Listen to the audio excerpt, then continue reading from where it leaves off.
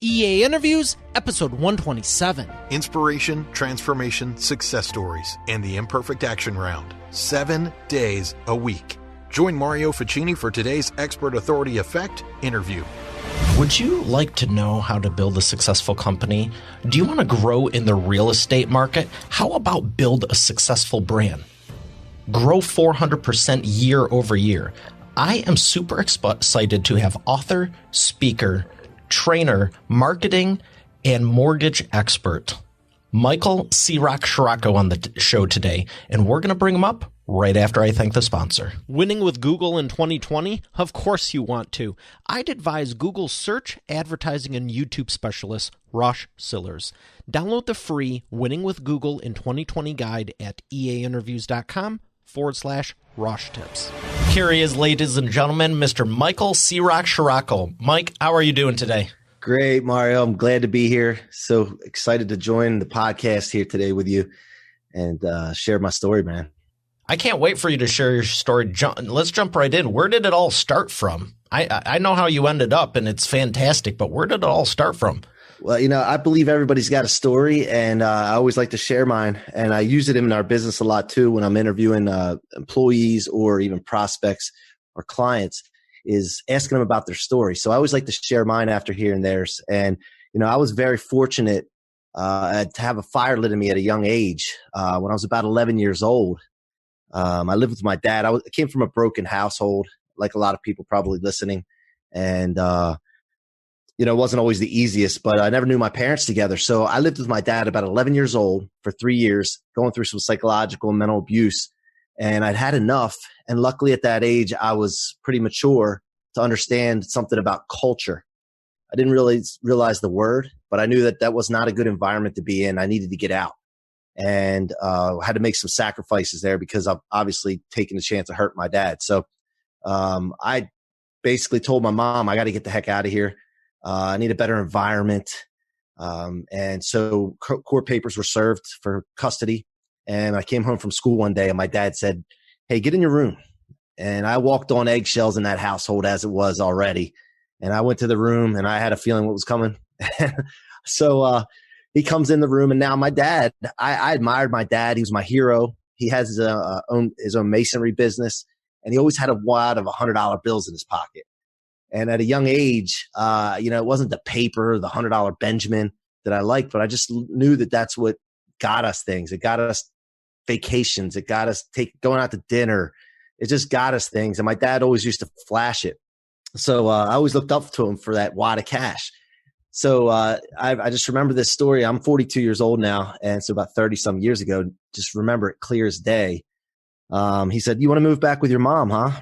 And he said, "Yeah." And he pulled out that wad of $100 bills and peeled one off and crumpled it up and threw it at me. And mind you, I'm an 11-year-old kid.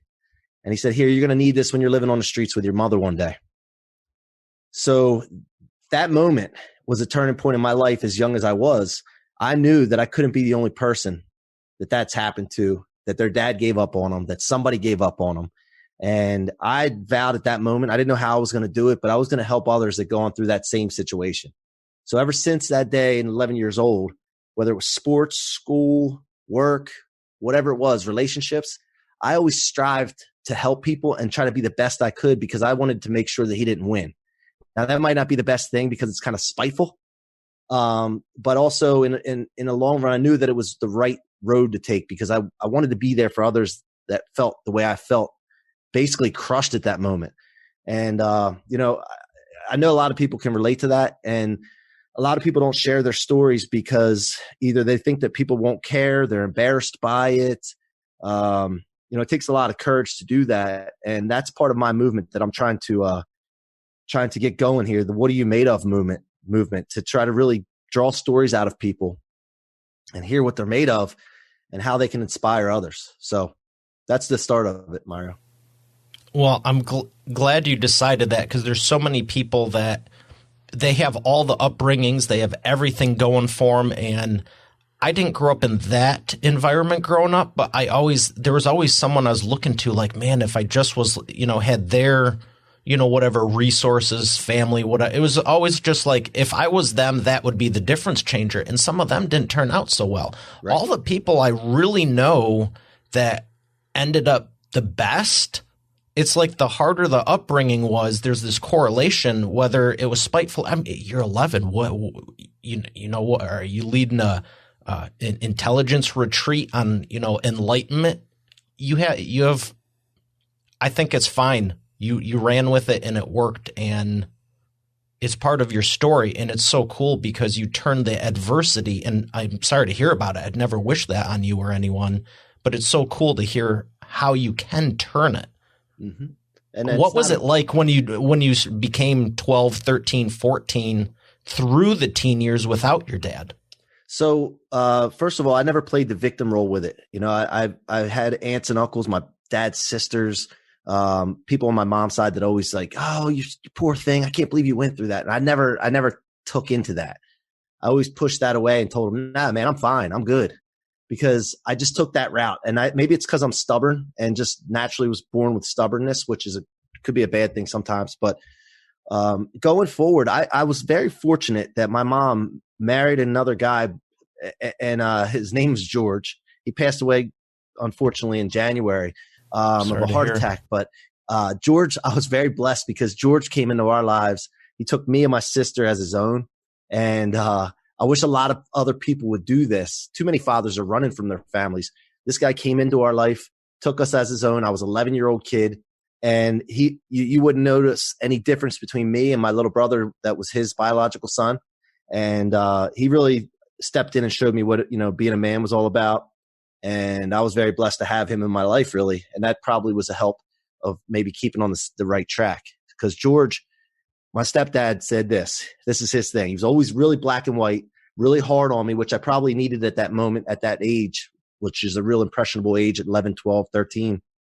But he always told me this, and I use this still today with our employees: do good things happen. Do bad things happen. And you just keep it simple. So going to that household was very, very beneficial to me. Luckily, I had that. So, well, I'm glad you did. And at what age did you start your company and decide, maybe even your first company, why'd you want to go into business?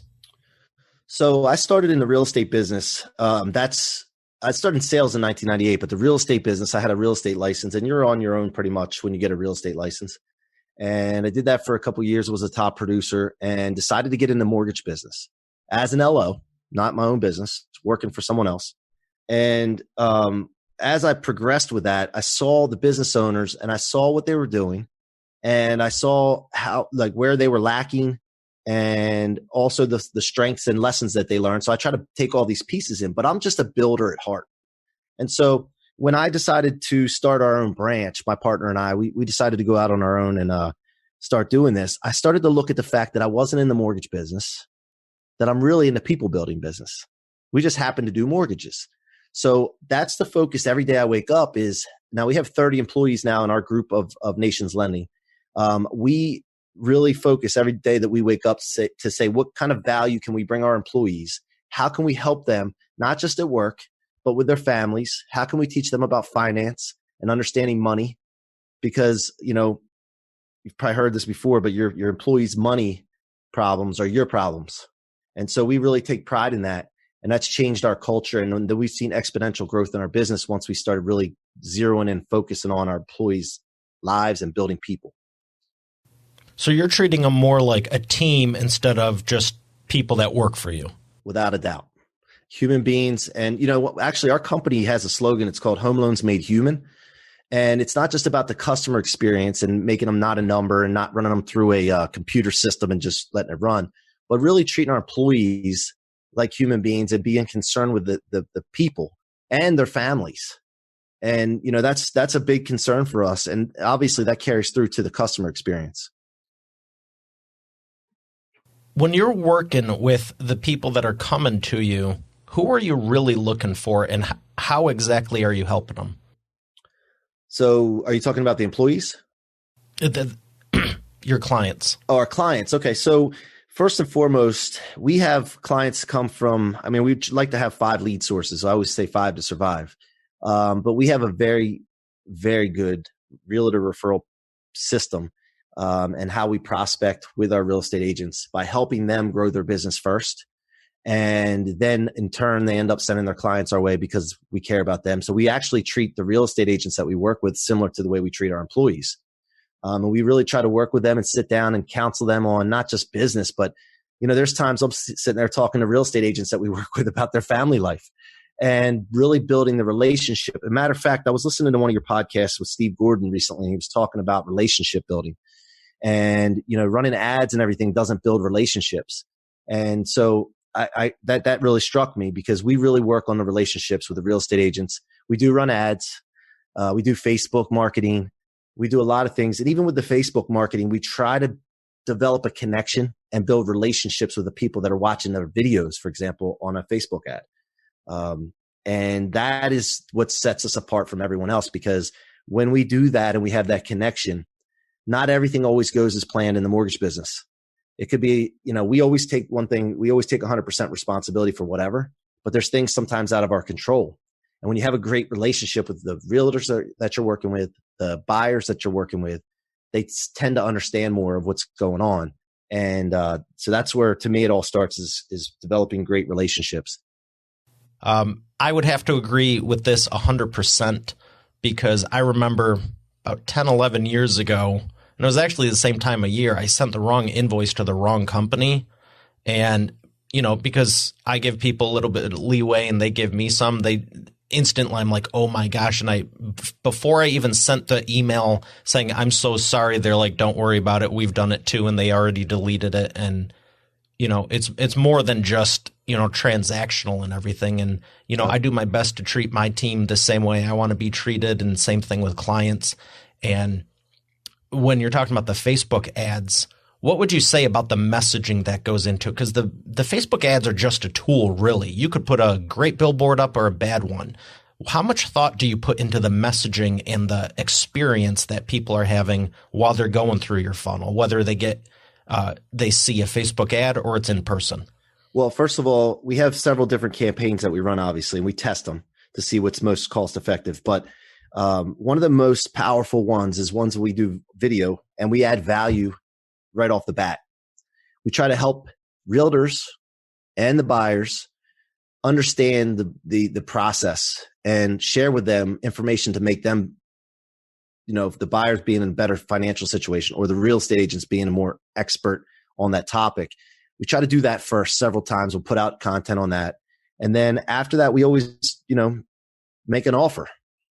And that tends to make it a lot easier. I love sales. Don't get me wrong. I love handling objections and, going through that whole thing. But it's so much easier when you provide value and the people trust you and you've built that relationship with them for them to just come right into you.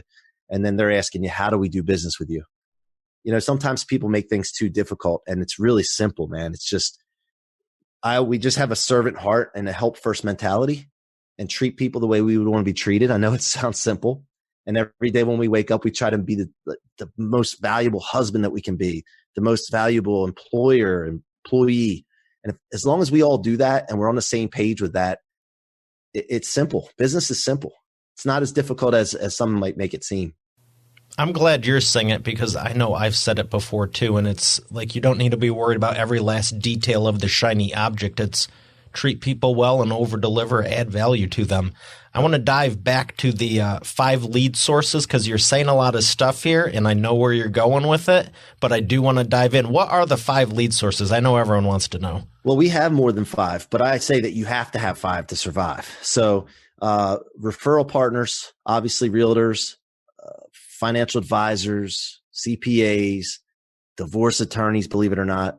And then we also really, really work our database, our families, friends, coworkers, Facebook friends. We're very, very regimented when we go through our day where we make a certain amount of calls to agents. We make a certain amount of calls to our past clients. We make a certain amount of calls to people that we know that aren't past clients. We call our people that are pre-approved still looking. And we're very regimented on the number of calls that we need to do. And so those are some of the lead sources, Facebook leads. What else do we have right now?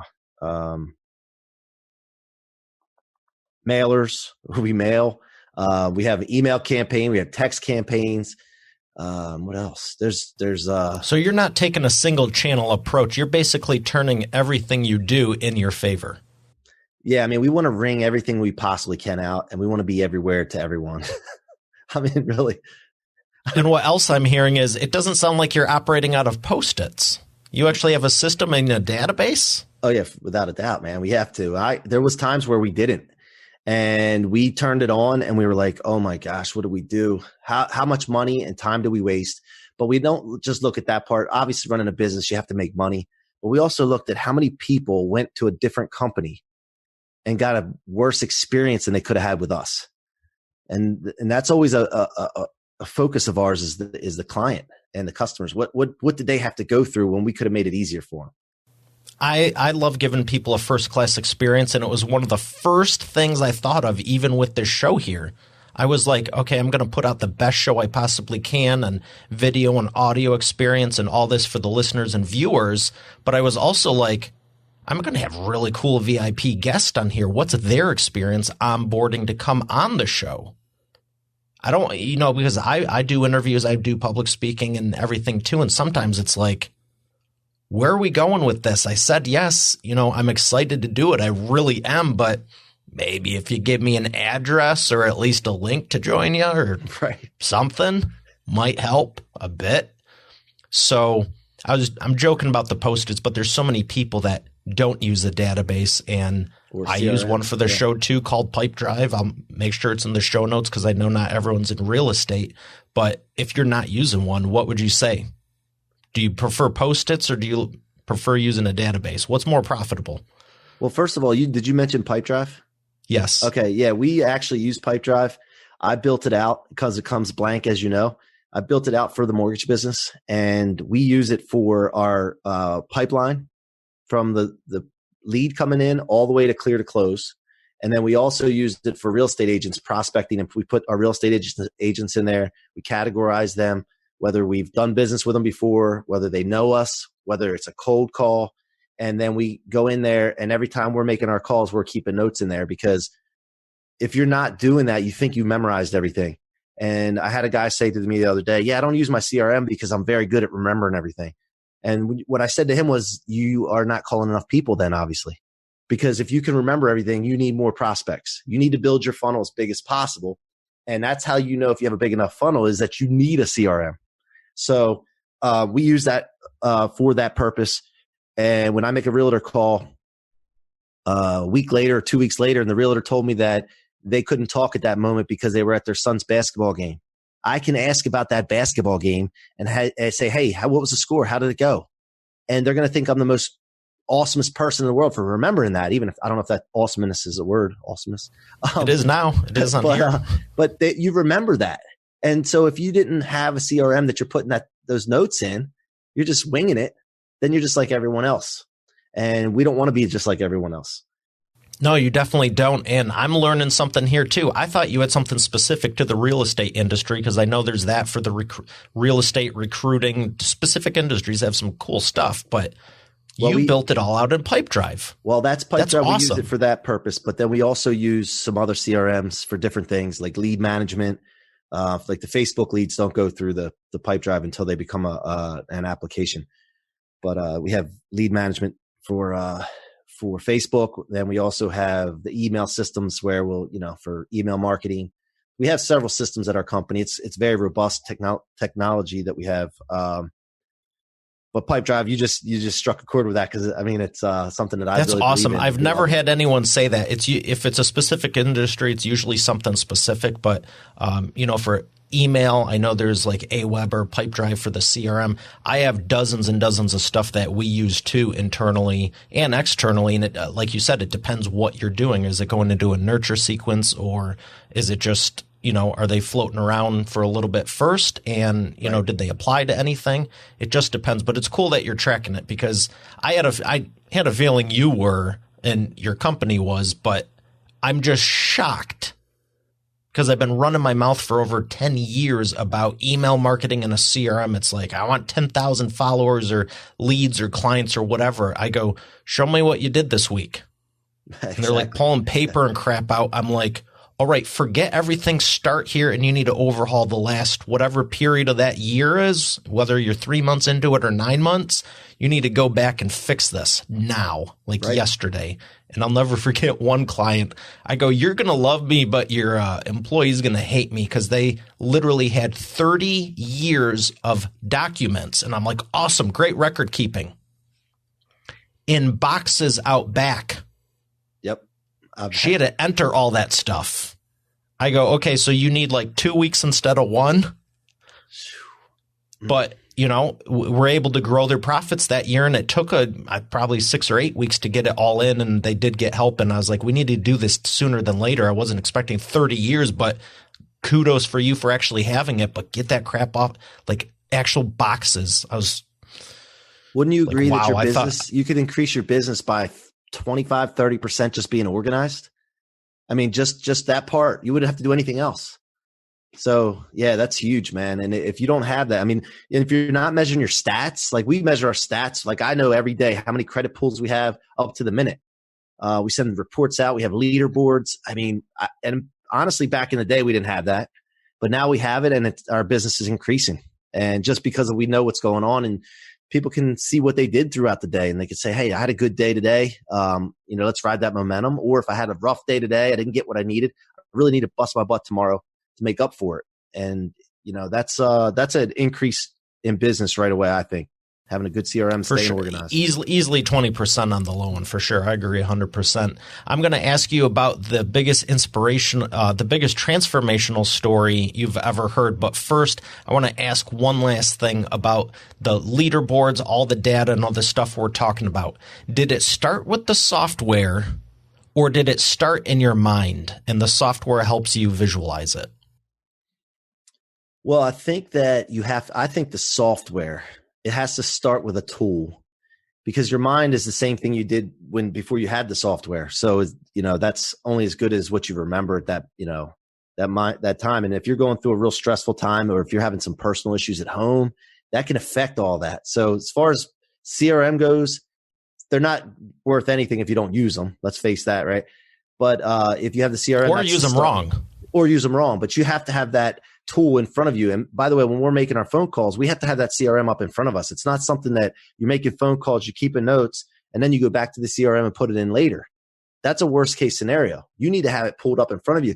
A lot of people that give me pushback on CRM say, but it's an extra step.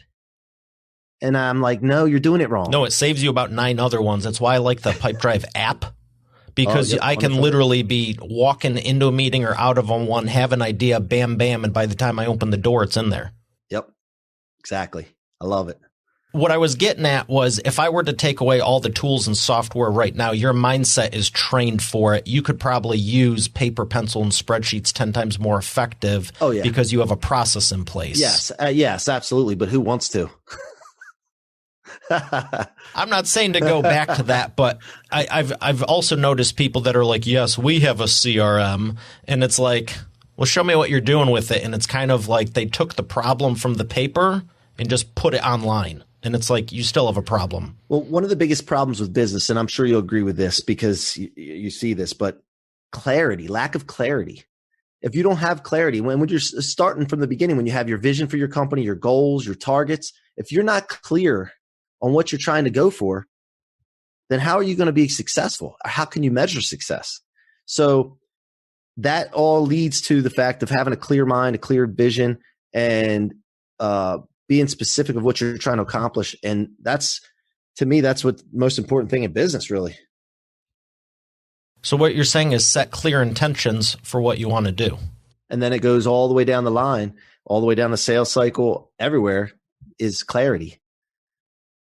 You need to know how many demos you're making in sales, how many closings you've had off the number of demos. In our business, it's how many credit pulls have you had? How many real estate agents did you talk to that week? How many of your loans closed after you pulled credit? On down the line. And so that, clarity on your numbers, clarity on your vision, clarity on your customers and your prospecting, clarity across the board is important. And you can't have clarity without that. Yeah, and I get what you're saying with, again, with the Facebook ads correlation. There's a lot of people that I want to run ads and have 10,000, whatever. But if you're not tracking it, how many leads, how many clicks went to the page, how many opted in, how many conversions, how many converted, how many signed up for a call, how many did you close? You're saying the exact same thing. It sounds like you have a 5 or 6 step process just specific to real estate with the credit pulls and, how many applied, how many showings did you do if you're selling the house? Did you get approved? How long did it take? The sales cycle. We know exactly what the average credit score is on every lead source that we have. We know what to throw gasoline on, what to throw water on to put the fire out. We know all these things. And matter of fact, to be honest with you, I would never, ever run Facebook ads myself because I don't know what the heck I'm doing. So some people just jump into it. They might hit that boost button, right? Which is the biggest waste of money. They might try to go in there and target themselves and do self-targeting. It's not worth it. You're better off paying someone to run it, a monthly fee or whatever it costs to do that, because you're going to save a lot more money than it's going to cost you to hire somebody to do it. So I'm big on delegating specialists in different areas so that I can do what I'm good at. And then I can just kind of quarterback the whole process. And that's big on scaling a business as well. I mean, that's what I've really become good at. Yeah, I'm more of the people person myself. I have a great ad specialist. Her name's Victoria, and she's been helping us with our ads for years, and she just loves it. And I if it's not your strength, don't do it. You can find other people who love it, because not everyone wants to be on camera. Or, you made the reference earlier about, I love the sales process. I do too. I love helping people, and you can't help them unless you close them. But at the same point, it is pretty awesome when you're more like the strategic stealth bomber. No one even sees you around, and it's like, 14 new leads, closed all this. It's like barely broke a sweat. Because in all honesty, it's the 10, 15, 20 years prior that of the learning and tweaking to get to that of now we know what works. You're measuring your metrics and you know what to do with it and how to apply it. You just said the key word. We know where to put the gas on the fire at. You're not guessing. That old adage, I think it's from Ogilvy, that says, our 50% of our advertising is working. We just don't know what 50%. Exactly. That's a problem. Big problem. You can sound fancy and look fancy all you want, but at the end of the day, if you don't get the results, who cares? Exactly. And you know what? You can increase your business obviously by knowing your stats as well, and cut time in half, or even better. Get to your results faster by just knowing. I mean, if we do an advertising campaign or a mailer or any kind of lead source that we use, if we're watching it on a daily basis, you may not get the results that you need in such a short span, but you watch it every day and you can see if something's bombing. You can see if something's taking off right away. And the faster you can cut something off or throw gasoline on it, the better you're going to get results from, and the higher ROI you're going to get. And that's what we're all looking to do too, because time is such an important thing in anything that you're doing, business-wise, personal life. And if you can shorten time on things, that's better than saving money, as far as I'm concerned. Again, 100%. Time is priceless. You can't get it back, but you can make money while you sleep. And, be cool if you could get time back, but you can't. Transformation and success stories. These can be two separate people, I guess. Or they can be the same one if it's a really big one. Who's the biggest transformational story that you would have that you've been able to help someone, and the biggest success story? So let's say maybe one's a customer or client you've been able to help for the transformation, and the success story, I have a feeling it's going to be one of your someone on your team. You might have done your homework a little bit. So I'm going to start with that one because it's on the top of my head. But there's a younger gentleman named Andrew that works with us, and I could say his name now because he gave me permission. But the first time I told this story, I didn't say his name. But we brought him aboard. He used to work for a different company. He hadn't been in the mortgage business that long. And I got word on the street that he was looking at another mortgage company, and he was kind of looking for a salary position because he just wasn't feeling it, and he didn't have that momentum. And he was going through some struggles mentally with that. So usually if somebody's not committed to what we're doing and not buying into our culture and they're looking elsewhere, they're already checked out, I usually just bring them in and say, hey, listen, I got this word. I'm done. And that's what I've done in the past. Something hit me with Andrew. I thought to myself, you know what, this kid, he's 27 years old. Sometimes I think everybody's the same age as me when I'm working with them and around them. And he doesn't have the experiences that I have. And so maybe let me sit down and talk to him and just feel him out and see where his head is and basically get his story. Now, I knew his background already. I knew his story. But so I sat him down. I laid it out to him and I said, this doesn't cut it with us here. If you're not committed, that's fine. I'll help you move your stuff to another company and I'll give you a great referral. But I'm not doing you any favors keeping you here. I'm not going to try to talk you into staying here. However, and then he cut me off and said, listen, I was looking at that about a week or so ago. My pipeline started rolling. I started listening to you, doing what you told me. I'm seeing results now, and I don't really want to go anywhere. And that wasn't good enough for me. So I laid some groundwork and some expectations. And I said, Andrew, listen, here's what's going to happen. And he wasn't working out as much as he should have, wasn't watching what he ate. And that matters to me. A lot of people are afraid to touch on those topics, but I think that if you can take care of your body, you have a lot better chance of taking on the world.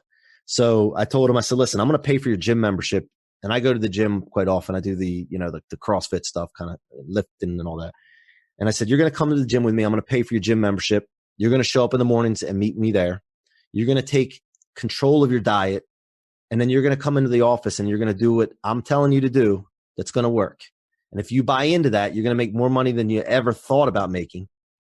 Or you can go somewhere else and take the salary position. It's totally up to you. But if you stay here, this is what's going to happen. And from that point on, over the next 6 months, he took the world by storm, built a big pipeline. Realtors love him. He's posting things on social media at his closings. He lost 20 pounds. The people at the gym have taken him in like family, and we have a good crew there, and it's good camaraderie for him. And so that's what I do it for, man. I mean, when I wake up in the morning and get to think about Andrew and what he's gone through and what could have been if I didn't it's not me, it's him that did the work. I mean, he busted his hump, but just if I didn't take the chance on that guy and I was stubborn, like I told you, I'm stubborn, and I didn't back off of it a little bit, what could have been? And so Andrew's great now, and he's stepping up to be a leader in our company. So that's the biggest and most recent story I can tell you that's happened for us. As far as in the past, further than that, I know a lot of gentlemen. I won't say any names with that, but a lot of my friends have gone through some alcoholism problems and bounced back to developing some of the best real estate companies in the world. And basically, it comes down to understanding your story that you've been through. And this is the movement that I'm pushing forward with what are you made of? Understanding what you've been through as a kid, prior experiences, and making the right decision based off of that, learning from it, and then going forward and trying to help others and share your story and being a role model to the people around you, your children, your wife, your employees, whatever the case is. And people need to realize something, that you need to get the courage to share your story, because you're going to inspire one person that's worth it, but you could inspire millions. And that's the most important message that I want to get across to your listeners as well, is share your story. People want to hear it. You will connect with clients. You will connect with customers. You will connect with your employees better if you share your story with them and get on a human level with them. And, that's something actually Pete Vargas, I don't know if you're familiar with Pete Vargas. He spoke at the 10X Growth Conference when I went in February. And I was sitting in an auditorium, the Marlins Stadium, 35,000 people. And there was great speakers. And I liked all of them. But nobody had heard of Pete before. And I sat there in that stadium, and he started talking about his relationship with his father. And I felt like the rest of the crowd disappeared. And it was just me and Pete sitting in this big stadium. It's the craziest thing. I can say this to you, but it's like, yeah, okay, yeah, right. It literally felt like he was just sitting there talking to me. And when he shared his story, it hit me like I have a story to tell. I've been bottling it up inside of me all these years. I got to get this out and share it with people, because it's going to help some people. So that's what I have on that, Mario. I know I go off on a tangent, but I appreciate you for being so real with it. What's it been like since you started sharing your story versus before? So that's a great question. Right now, we're going through a phase in our company where we have our sales meetings, and instead of doing a sales meeting, we're having one of our employees take 5 to 10 minutes and sharing their story with the rest of us. And one of my partners brought this up. He said, hey, you're sharing your story and it's working. You're encouraging everyone to do this. Why don't we do this in our sales meetings? So this is the third week that this has happened. Andrew was the first one that shared his story. and he's going through some stuff that I'm not going to share right now, but it was just blew us away that we didn't know about. And then 2 of our processors shared their stories. Again, I would have never known where they came from like this. The story that Katie, our processor, shared this week, all of us, it choked us all up, and I just couldn't believe it. So we're now knowing where people are coming from. We connect with them better. Our relationship for work is better. It's stronger, and we can get through some of this tough stuff in the mortgage business that, it's not the easiest business in the world, but it makes it a lot easier to work, and we have more fun doing it when we connect with each other. So that's something that, and then also, since I've been putting this movement out there, I have a Facebook group called What Are You Made Of with Mike Searock. And right now, for your listeners, if they can go ahead and jump on there. I'll accept them into the group. I'm going to start using it for clients. But people are sharing their stories in there. And some people that don't have the courage yet, since I've been on this movement, they're sending me Facebook messages, long Facebook messages. And they're like, I'm sorry I'm rambling, but I got to get the story out. And I don't have the courage to share it yet. How could I get this story out and get the courage to do that? And I'm hearing stories, from people that I've been around at sporting events with the kids, or in a community, or strangers that I've never met before. They're sharing that, like, it blows me away. And I'm kind of upset that I didn't get on this sooner. I'm 42 when I started doing this. And if I could have just figured this out 10 years ago, how many people we could have helped with this. So that's the things that are happening right now that are just all inspiring. And I want to share this with everyone. I really want to press hard on this and get this out and get as many people opening up as possible. And I know it's difficult and it takes courage, but I'm going to continue. Well, I'm glad you started it and you're doing it now. You're still young and life is long. And there's no way either of us, because I've thought about this too with my mission and vision, the more people we empower now, it's just going to continue, because neither of us on our own could even pull it off, even if we had 100 years, the same way as getting the right people in place for even 2 or 5. Right. That's why I keep using the word movement. We have to get a movement, because I can't do it by myself. And what I whole envision this with our company. I do this with our company. I talk about snowball effect. I talk about this all the time. And one thing about Grant Cardone talks about gravity pulling you down. You got to always try to keep going up. I like to reverse that and think about, how can I have gravity work in my favor? So if you think about a snowball on the top of a snowy mountain, and that snowball gets rolling, gravity helps it grow. So we always try to get this thing going so that it's going by itself, growing by itself, and we need people to do that. So yeah, that the snowball effect is something that is a common topic for me and my company, my household, and the What Are You Made Of movement. It's just so awesome with everything that you're doing. I have a couple more questions for you. One of them is, who is someone you would love to have dinner with that you haven't been able to meet yet? Well, I'll tell you, I'm not much of a fanboy, as they say, right? Like a fan of people. I really like to get involved with people that obviously are smarter than me, that have more experience than me. But I can tell you, and I'm not trying to promote Grant, but Grant Cardone is a mentor of mine now. And when I find a mentor, I immerse myself in it like a foreign language.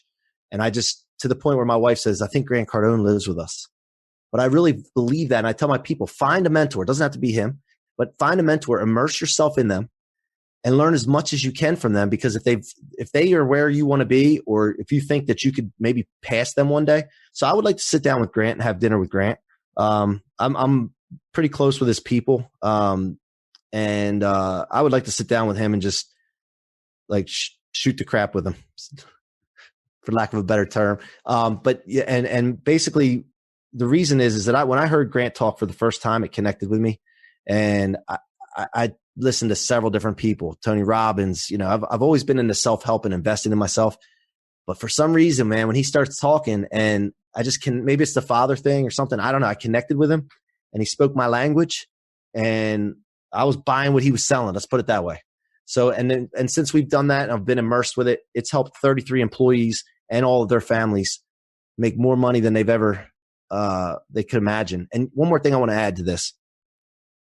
In our company, I didn't mention this before. This is very important. Anybody that's listening to this, that's in business. If you provide an environment for your employees where their income is limitless, it's up to them to make, your employees will never leave you. And what I mean by that, our processors who are not producers that process the loans, we get them licensed now. And we tell them, everybody you talk to, family, friends, or even while you're working, end the call with this. Oh, by the way, do you know anybody that might be buying or selling in the next 6 months that could use some honest help? And say it with a smile, and you will get business and you will make more money. And I had a processor just this past month make $11,000 on top of her regular pay because she sold $1.1 million worth of loans. And that's going to create a great holiday season for her and our family. It's life-changing money for them. And that's something that we've gotten from working with Grant and his team, is just creating opportunities for everybody to bring revenue into the company and rewarding them for it. Every company should do that. I don't care what it is. Every single company, every person in the company should be bringing revenue in. And not just for that employee, but what it's done for our company is it brings in revenue that takes care of that processor's salary. It's a game changer for us as far as a company. And so I forgot to say that. I want to make sure I say that because that's a huge thing that we've been doing over the last couple of years.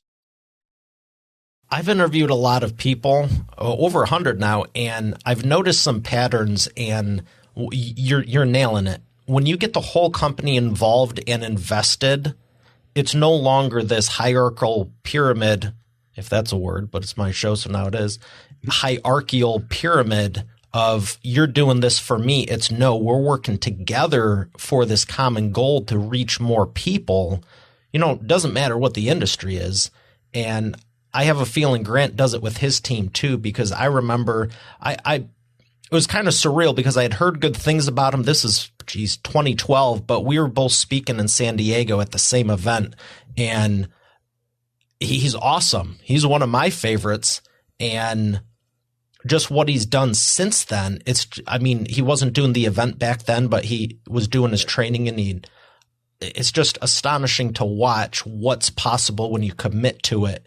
Like you're saying, because so many people just want to kind of kick it with a stick and, I just want that salary position. But it's like, hey, if you can go, what did it take? 4, 5, 6 weeks, 8 weeks? You said over 6 months his life changed. But what was the initial, I think the word's precipice, for how much time did it take initially for the mentorship to take effect and really get that curve swinging upward? It wasn't 6 months. It was maybe a month or two. Right. For Andrew, you're talking about? Yes. Yeah. He had already done it. He started listening to me prior to our conversation. I just had heard on the street that he was looking elsewhere and had an interview or something with another company. So he had already started. But within 1 week, it turned around. Yeah. Basically he committed that day on the couch in my office. He sat down and committed to what the mission was. And I repainted the picture of like Bob Ross. Remember Bob Ross, the painter? I always think about an empty canvas, and we got to paint the picture for people. I painted the picture again of our vision as a team and whether he wanted to join us in that mission. And so, he had already started that, but he committed that day on that couch, and darn if he wasn't all in, man. I was blown away. And our whole team watched that happen. They watched it transpire, and he's now a role model for our team. He's a leader stepping up, and I'm sure at some point he's going to lead part of a team in our group. That's fantastic news. Congrats to him. And for anyone listening going, well, what did he make? 2 or 3 times more than the salary, 4 or 5? It doesn't matter, because what I do know is unless you put yourself in charge, you're never going to make any more than you're allowed. But when you do put yourself in charge, you can make 10 times more, 20 times more. Without a doubt, man. You got to just change the roles. You're going to be doing the same work either way. I could do a whole day training on just, what. Okay, next question. So I want to ask you, would you say, are you an introvert, extrovert, introverted, extrovert, extroverted, introvert, or an ambivert? I have no idea what an ambivert is, but I'll tell you what I feel. I feel that a lot of people are introverts because they're not confident. And once you gain confidence, all of a sudden, it's kind of funny how introverted people turn into extroverts. So I would say I'm a very introverted person when I don't know something or I feel uncomfortable or not confident in something. But once I get the little swagger, the little C-Rock swagger, and I'm confident in something, I'll talk to anybody. But there's times where, you go through, I think it's a thing where you go through moods of introvert, extrovert as well. Sometimes you just don't feel like talking to people. So I don't think there's a set way. And I think people make excuses and categorize themselves into those things a little too often. So you're the ambivert. Whatever that is, ambivert. I guess I'm an ambivert. Is it's that both. Okay. It's almost a perfect balance of both, because it's like some people say, they're like, oh, you know, if you're around them in a setting where it's like you're not going to be boisterous or whatever, it's like you're just normally talking. And I was shocked when someone was like, oh, you know, I didn't expect you're speaking here. I didn't expect you were an extrovert. I'm like, are you freaking kidding me? And then other people, it's like, you like to stay quiet sometimes. And I'm just like, so it's interesting, because I've noticed a lot of successful people like yourself and, you know, speakers and stuff. It's like we can go on stage, but I don't think you want that 99% of the time. That's like a true extrovert, where I'm just curious. Yeah, it's interesting because there's times everyone's a little of both. It just depends on the situation. Like agree. You're saying, when you're more confident, you're definitely more extroverted. I will go on stage every single day if I'm confident in what I'm presenting. But I've been on stage before. And listen, guys, this is another thing too. When you have a situation where you're trying to start something and you're not good at it at first, and you try it and you fail. And I'm relating this to us, you know, speaking on stage. And I started with speaking in front of realtors and trying to wing it. And that's not a good feeling. And I feel like crawling into a turtle shell quick in those moments. But when I feel confident, I'm prepared, and I've done it over and over again, I've practiced, I'll speak on stage every day. So that's my take on that. Well, accurate again. I remember when I started this thing, the first, if someone wants to track it, let me know. It's either 8, 10, 12, or 17 episodes in. I literally had to prop up the sheet of paper with the questions. Like, all right, the next question is. So the next question, and the last one before we go to thank our sponsor and go to the imperfect action round, is, what change in your business has your show made? So that's hard to tell right now because we just started it. We've just released the second episode. So prior to that, though, I was on Facebook a lot, social media, Instagram, doing videos, practicing leading up to it, leading up to the podcast. So I can tell you this, that I've gotten into a cab recently at home and had no idea who the cab driver was. And he said, "Aren't you the guy on Facebook doing the mortgage stuff? And by the way, my wife and I are thinking about buying a house." That's me not even asking for business to that guy directly right there. He might have saw an ad where I was putting an offer out there.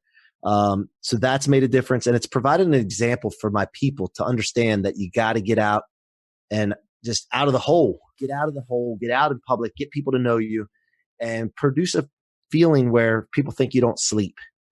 I had a post recently where I was sleeping with my daughter, sleeping like on the couch after we had daddy-daughter date night, fell asleep. My wife took a picture and somebody posted on there, "He sleeps." That's a home run for me. That tells me I'm winning. So that's how the effect's going to have, I think, going forward with the podcast. And then being on your show is going to help get us out of obscurity, help the "what are you made of" movement, and in turn, obviously, help our mortgage company, Nations Lending. What you're talking about is the expert authority effect, because so many people, again, I love the sales process. It's fun to go, okay, I'm going to set a goal and challenge myself and everything. But even 10 years ago, I go, I don't want to be doing this 15, 20, 30 years from now when I have a wife and kids and all these other things. It's like, it's cool. I'm glad I learned how to. And I got to thank Grant for that, actually, because at that conference, he was talking about the frequency. And I went right home and changed my email newsletter from once a month to once a week. Right. Yep. And it's like, you know, you got to stay in front of people. And when you have that positioning, like you said, I got into a cab, you know. I remember when I had my book, which is just over here, I was on a plane and someone read it. She turned into a client. I was looking for not the I was going to say the lighter. It's not the lighter, the charger port. I was a little flustered. I was speaking at this event. She asked about the book, and it's just like, we didn't talk, but on the takeoff, and then 2 hours later, and she nudged my shoulder. She's like, "It's been so great get to know you." I'm like, I didn't say anything to you hardly. I gave you my book and said hi. That's awesome. She read the whole thing, though. And same thing with the show. People have been watching it, and you're in for a treat, and I'd be happy to share some ways you can further promote the show, especially with the video. Props to doing that, because there's just a lot that's you'll see is in store, but it's a pretty cool feeling. What did you do when he asked you that? Did you give him a business card, or did you get his phone number? How do you handle that when you're out and about and someone's just like, hey, I already know you? Did it change the conversation a little versus trying to sell to him? No, right away, what I do, I always do this. I carry business cards, but sometimes I don't have them. But really what I always do is I say, what is your cell number? I'll text you my information right now. Because right away I have their cell number when they do that, and now I can follow up. So I can't follow up if I give them a card. So I always think about how can I follow up with them? Because right now I'm getting in a cab, I'm going somewhere. I'm still thinking about business all the time, but I'm not going to, what are the chances I might go to dinner and might, by the time end of the night, I might forget. So I'd always get their number while he says that. As soon as he says it, as fast as possible, take time out of the equation real quick. Hey, right now, what's your cell number? I'll go ahead and text you my information. We'll connect tomorrow. And then I have it. Then I follow up with them. I set a reminder at that moment. I'm sitting in the back of the cab. I got my phone. I set a reminder in Pipedrive, for example. I enter them right into the Pipedrive, and then it's done, man. And it's off my mind. That's why CRM is so important. To take that out of your mind clear your mind, and you can focus on other things. So yeah, I have a process for that, and people don't realize I'm doing it. So. You make it part of you, and I pray every day, God, get everything off my plate and take care of my needs so I can focus on everyone else. I don't want to be like, oh, I can multitask and do 900 things. No, I want to do like 2, and this is one of them really well, because I love connecting with people, and all the other stuff, there's people that can do it. And the times I've ran out of cards, for the person listening going, well, I always had cards, and now what do I do if I run out? Turn it into a joke and play it off. If I'm out of cards, like at the last event I was at, whether you're speaking or attending, crap, I'm out of cards. What do I do? Hey, you actually get the biggest benefit, because now you're going to get my actual cell number. It's not even on the card. So what's your number? I'll give you a quick call right now. And like you said, put them into your phone, and you have their immediate connection. I looked at the first 100 episodes of the show, and we were doing the social media and the web pages and everything. And I was like, why aren't any of these people on LinkedIn?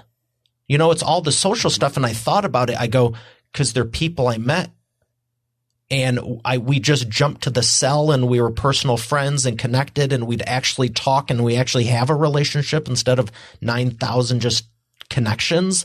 And I looked, but 80% of the guests weren't even connections on LinkedIn. I'm like, I need to update this, because you just bypass that, where other people, I would take their card and connect on all the socials, and whether you know them or not, you're connected. So get as close as you can, as fast as you can, because it's a lot more fun to build a relationship than, I've got 58,000 friends. And, what would you say about your email list? How often do you purge that? Well, so that's the other thing. So business-wise, as far as the mortgage company goes, we send out an email once a week to realtors and our past clients and prospects that we haven't sold yet as well. Once we get them, we're staying in front of them, because, it's one thing that they don't know you, then they forget about you. You got to stay in front of them. But for this, what are you made of movement? I'm just getting started with it. And that's something that I have to find out if the same approach for the mortgage will translate well into this or not. And I'm going to be looking for some advice on that. All right. Well, appreciate what you've been sharing so far. It's been #gold nugget filled the entire time. Tons of expert authority effect insights. We'll make sure that they're bulleted in the show notes. We're going to thank our sponsor and come back for the imperfect action round. I was going to say the fun part, but this whole thing's fun, so I'll just call it by its real name and cue the sponsor. Winning with Google in 2020? I have no doubt you want to for your business, but who do you trust and where do you start?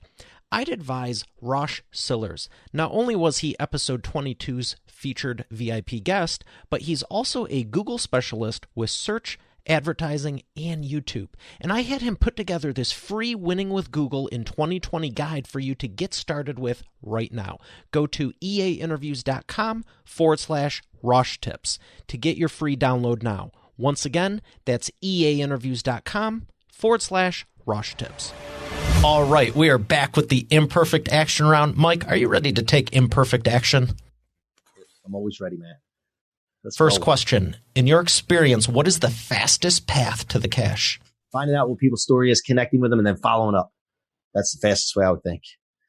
All right. Number 2, what is the biggest problem you see your prospects making and the fastest way they can fix it? I would think taking advice from people that really don't have their best interests in mind. Oh, that's good. That's reminded me of the if you think coaching and mentorship is expensive, try free advice. Right on. That's it. Nice. 3, what is the best way to maximize customer lifetime value? Wow. I would think doing the right thing up front first for them, then following up with them and checking with them and just staying in touch with them and making sure their financial needs are met. A lot of people don't follow up with their customers, their past customers, because they think that they're set and they're good. And just checking back in with them means a lot to them, even if they don't need anything at that moment. So you're telling me that customers don't sell themselves, you actually have to care? You know it. That's right. And by the way, you're adding that value to them. And you know what happens, right? The referrals come. You do the right thing up front. You're genuine with caring about them and making sure they're good. And you forget about all the people they know. Excellent. All right. Education. Clearly, mentorship and coaching and training has been a part of this. You've mentioned a couple of good authors already. What is a book that's made a big difference in your business? And it's probably more than one, so let's say up to 3. Okay, the 10X rule, without a doubt. And then the one that I'm reading right now is called The Trillionaire Coach. And it's about a football coach. His name's Bill something. He was the Columbia football coach. They lost. Cared about his kids' grades and what they did in the classroom more than what they did on the field. But also then he got into coaching, business coaching, the founders of Google and Apple. And he was on many boards. And while they were coming into formation and then growing, he was their business coach. And people don't know all the things that happened behind the scenes, but Bill was a big integral part of keeping them together and during their growth and their domination. So that Trillionaire Coach is one of my favorites. And I've been taking the gratitude exercise out of that book and implement it into our sales meetings, which is pretty cool. So I would say those 2. Excellent. Well, I've appreciated what you've shared so far, and I'd love to have more people find out about you. Where's the best place they can do that? Best place is social media. I'm all over Facebook, Instagram, Twitter. And of course, the website is the Mike C. Rock with no K, CROC, themikecrock.com. And I share my cell phone number everywhere because I don't care. I want people to reach out to me. Share your story with me. I want to hear it. I want to help you get your story out and inspire as many people as possible and get this "What Are You Made Of" movement rolling. Excellent. Did you want to say it on here, or do you want me to put it in the show notes? The show notes is fine. Your cell phone number. Oh, yeah. 443-235-9283. That works. And you can put it in the show notes too. Just make sure everyone has it. The more people I talk to, the better. Excellent. Love that servant's heart. And it's been an absolute pleasure. This is a lot of fun, and I can't wait to stay connected and see what happens over the next 3, 6, 12 months, because I know what's going to happen. And, you know, we're going to do this together because I'm not going anywhere either. Awesome, man. I love it. I had a great time, man. I appreciate you having me on here. Well, Expert Authority World, we got another great episode here. Look forward to the next one. I'll see you tomorrow. Have a great day, and God bless. There's money in the metrics. Do you know yours? Pipedrive is the simplest and easiest CRM to close more deals, deepen your relationships, and increase your business profits. Get your free trial today at eainterviews.com/pipedrive. Hey, thanks for listening to today's episode. I hope you got a lot out of it. I know I sure did. If you haven't done so already, I invite you to subscribe to the show. And also be sure to check out eainterviews.com for complete show notes, the full interview video experience, links to the resources we mentioned, and more. Have a blessed day, and I'll see you tomorrow.